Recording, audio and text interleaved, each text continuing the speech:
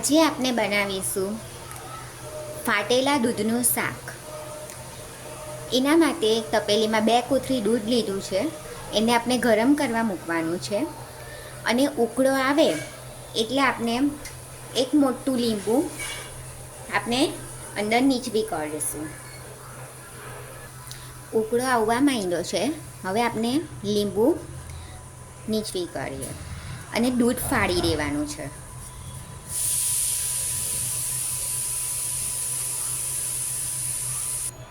હવે દૂધ ફાટી ગયું છે.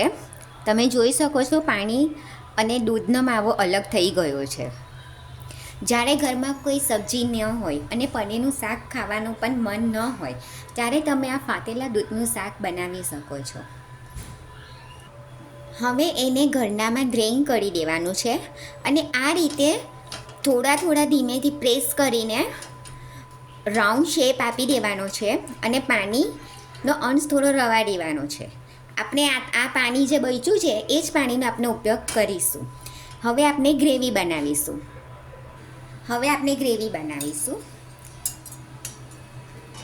4 ચમચી તેલ લઈશું.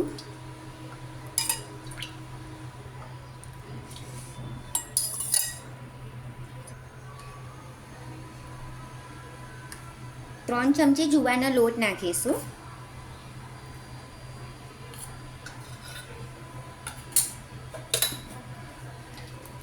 અને આ દળેલી કોથમીર છે તે નાખીશું.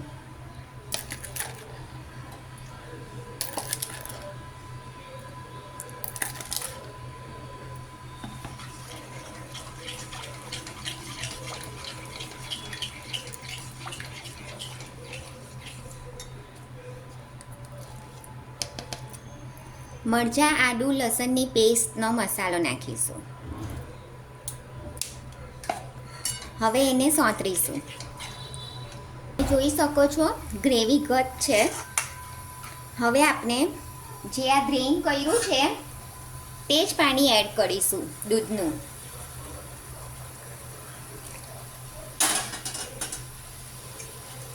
તમને કેટલી ગ્રેવી જોઈએ છે એ પ્રમાણે તમારે એડ કરવાનું રહેશે. હવે આપણી ગ્રેવી રેડી થઈ ગઈ છે. ગરનામાં પણ પનીર બરાબર રીતે સેટ થઈ ગયું છે.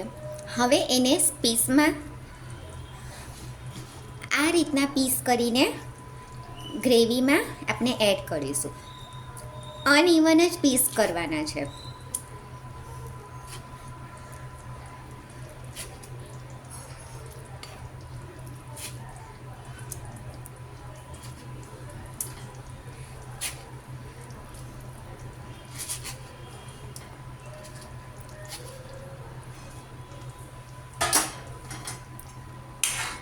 હવે એક ઉકળા આવવા દઈશું અને બંધ કરી દઈશું.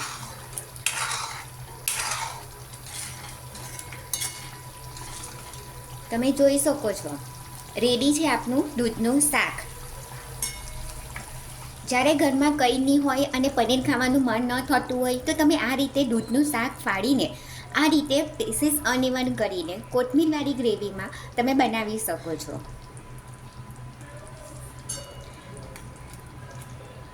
રેડી છે દૂધનું શાક.